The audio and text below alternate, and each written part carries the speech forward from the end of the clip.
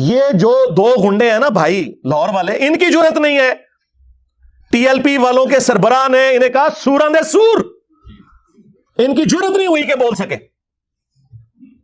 اور کہا کہ جس طرح بدترین مخلوق سور ہے نا, اس حوالے سے کہ وہ حرام, ویسے تو اللہ کی مخلوق ہے, اس کا بھی ایک مقصد ہے پیدائش کا, لیکن کھانے کے اعتبار سے بات ہو رہی ہے. اس طرح انسانوں میں بدترین سور جو ہے وہ یہ وہابی ہیں. کہنا نہ بیٹا اخلاص منگو تو بڑے بڑے لوگ ہم گداون اخار پائی دی. چلو چلیے اور بھابیاں جی جان یہ تو کہڑا دے یہ تو سور دے سور ہیں. چلو چلیے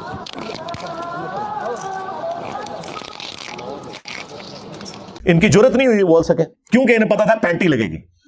ٹوٹلی ان کا دین مذہب جو ہے نا وہ پیسہ اور دنیاوی سٹیٹس ہے, بس اس سے زیادہ کچھ نہیں ہے, کوئی ان کی کوئی حالت نہیں ہے. تو ایک دوسرے کے بارے میں یہ لوگ نہیں بولتے. مجھے سنگل آؤٹ کیا ہوا ہے, ہمیں تو یہ باتیں کرتے ہیں نا, ہم تو ساروں کو مسلمان سمجھتے ہیں.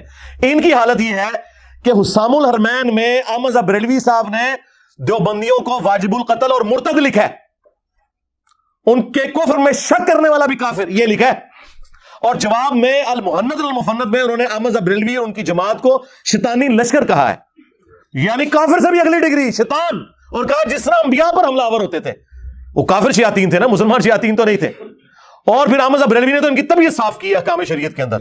ہائے ہائے ہائے ہائے, انہوں نے لکھا ہے کہ دیوبندی ہو, اہل حدیث ہو, وہابی ہو, اور قادیانی بھی بیچ میں شامل کر دیے کافر. یہ 1,00,000 دفعہ بھی اللہ کا نام لے کے ذبیحہ کریں, ذبیحہ مردار ہی رہے گا. البتہ یہود و نصارہ کا ذبیحہ حلال ہے. ہائے ہائے ہائے ہائے, یہ ان کی آپس کی حالت ہے. باتیں ہمیں کرتے ہیں, کہتے ہیں جی انجینئر صاحب کی تفسیر نکال دیں آپ اور ان کی تفسیر ڈالیں جو ہمیں کافر کہتے ہیں. واہ سبحان اللہ. ٹھیک ہے, بس جب کسی کے اوپر پستی یا ذلت آتی ہے نا, پھر وہ اسی پستی کے اندر جا کے گرتا ہے. تو ٹھیک ہے جناب, دنیا خود فیصلہ کرے گی جو کچھ ہو رہا ہے, اور آپ لوگ آپس میں تو ایک دوسرے کو کافر کہہ کے بھی ایک جگہ بیٹھنے کے لیے تیار ہو. جو سب کو مسلمان سمجھتا ہے اسے آپ کہہ رہے ہو کہ جی اس کے لیے پچ کھود دی جائے. تو سرکار ہم اس کے اوپر ڈیپینڈنٹ ہی نہیں, اللہ کے فضل سے ہماری دعوت نہ کسی اپلیکیشن کی محتاج ہے, نہ کسی ٹی وی چینل کی محتاج ہے. یہ قرآن و سنت کی دعوت ہے, الحمدللہ ہر گھر میں پہنچی ہوئی ہے, ہر مسجد میں پہنچی ہوئی ہے. آپ کی چیخیں آسمانوں پہ ہیں اسی وجہ سے. تو انشاءاللہ تعالی اللہ کی مدد ہے اس مبارک دعوت کے ساتھ جو خالصتاً رسول اللہ صلی اللہ علیہ وآلہ وسلم کے مبارک طریقے پہ ہے. الحمدللہ یہ ایک دوسرے کو مسلمان بھی نہ سمجھیں اور ان کی تفسیر ڈالنے کے لیے تیار ہے. تو میں نے ان کے ساتھ کون سا ایسا معاملہ کر دیا ہے بھائی؟ انہیں پتا ہے کہ ہم نے چورن بیچا تھا قرآن و سنت کے نام کے اوپر. قرآن و سنت ہم نے پوری بیان نہیں کی. ہمارا دین رفع الیدین اور آمین سے شروع ہو کے اسی پہ ختم ہوتا تھا.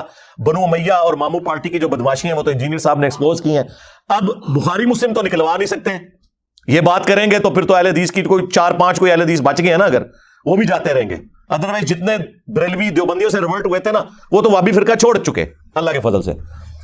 تو یہ کہہ نہیں سکتے. تو انہوں نے کہا ٹھیک ہے انجینئر صاحب کے اوپر پابندی, حالانکہ انجینئر صاحب اس کے اوپر ڈیپینڈنٹ ہے. مجھے بتائیں میرا کیا اس کے ساتھ لینا دینا اس حوالے سے؟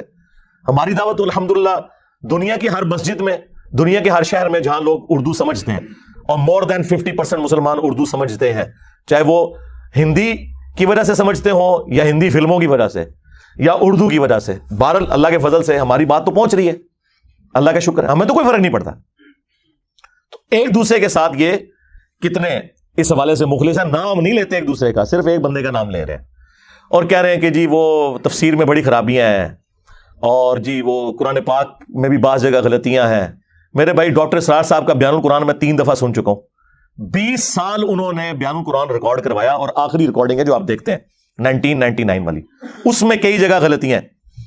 میں نے تو آج تک نہیں, وہ غلطی ظاہر ہے پرونونس کرنے میں ہو جاتی ہے, زبر کو زیر پڑھ دیا, اس میں کون سا ایسا مسئلہ ہے؟ غلطی یہ ہوتی ہے کہ پورا قرآن ہی غلط پڑھ رہا ہوں. میں نے انہیں چیلنج کیا تھا کہ تم نے جتنے لوگ امیر بنائے ہوئے نا اپنے, بریلویوں کے مفتی منیب الرحمان صاحب, دیوبند کے مفتی تقی عثمانی صاحب, اہل حدیث کے ساجد میر, قرآن کا رینڈملی کوئی صفحہ کھولیں, ٹھیک ہے, اور تلاوت کریں.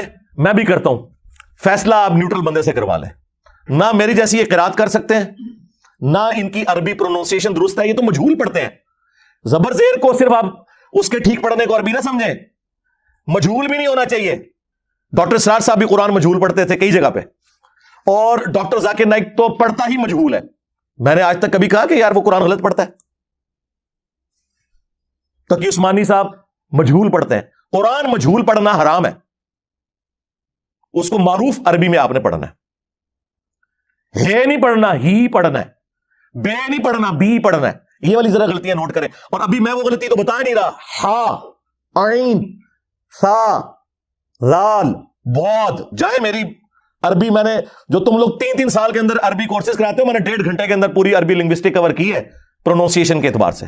اور باقی یہ گھوڑا، یہ میدان، میرے پہلے 6 لیکچرز قرآن کے 40 پوائنٹس کے اوپر ہے قرآن سے متعلق۔ تمہارے 1200 سال میں جتنے لوگوں نے تفاسیر لکھی، آج بھی جو لکھ رہے ہیں، آپ قرآن کا تعارف پڑھ لیں اور میرے وہ 6 لیکچر سن لیں۔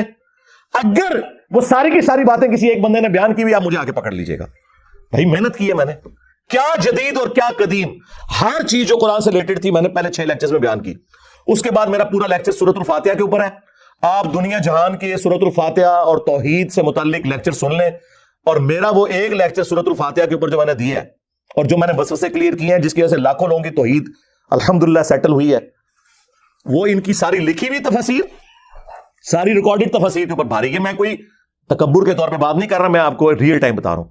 پھر سورۃ البقرہ، یہ تو کوئی شاید کسی ایک سورت میں کوئی ایسا جملہ بولیں کہ جو کسی کے اوپر اثر کرے۔ ہم تو ہر قرآن کلاس کی ہر آیت کی تفسیر میں اس پیشن کے ساتھ چیزیں بیان کرتے ہیں کہ لاکھوں لوگوں کی دنیا بدل رہی ہے اللہ کے فضل سے۔ چیک کر لیں، میں تو کہتا ہوں چیک کریں، لگائیں میری بھی تفسیر، ڈاکٹر اسرار کی بھی، ڈاکٹر فرحت ہاشمی کی بھی، اور باقی ان کے جو مرے ہوئے بزرگوں کی بھی تفسیریں پڑھ کے دیکھ لیں، تو آپ کو ساروں کا نالج ایک جگہ، اور پھر ایک ایک ریفرنس کے ساتھ کہ حدیث بخاری میں ہے، یہ مسلم میں ہے، کوئی اس میں آپ کو من گھڑت باتیں، قصے، کہانیاں نہیں ملیں گی۔ مودودی صاحب کی تفہیم القرآن جو کہ صرف لکھی ہوئی تھی اور چند پڑھے لکھے لوگوں تک پہنچی تھی، اس کو ویڈیوز کی شکل میں بیان القرآن میں جب ڈاکٹر اسرار صاحب نے ریکارڈ کروایا تو وہ کہاں تک پہنچی ہے۔ اور پھر اس میں میں نے جو ویلیو ایڈیشن کی ہے، ڈاکٹر صاحب تو 1 یا 2 آیات یا کوئی 10 حدیثیں بیان کرتے تھے تو اس میں سے 8 ضعیف روایتیں بیان کر جاتے تھے۔ میں نے بخاری، مسلم، باقی کتابوں سے نہ صرف وہ بیان کی، بلکہ ایک کام ایسا کیا جو کسی نے بھی نہیں کیا، کہ تمام اختلافی موضوعات میں نے قرآن تفسیر میں ریکارڈ کروا دیے ہیں۔ ہم نے ایک ایک ٹاپک پہ بتایا کہ یہ آیت فلاں کی دلیل ہے، یہ آیت فلاں فرقے کی دلیل ہے، وہ اس میں سے یہ صحیح رزلٹ نکالتا ہے، وہ اس میں سے یہ صحیح نکالتا ہے، فلاں اس میں سے فلاں غلط رزلٹ نکالتا ہے، اور آپٹیمل سولوشن یہ ہے۔ یہ کام اس پلانٹ ارتھ پہ ہم سے پہلے نہ مرے ہوئے میں نہ زندہ لوگوں میں کسی نے کیا ہے۔ آپ تفسیریں کھول کے پڑھ لیں۔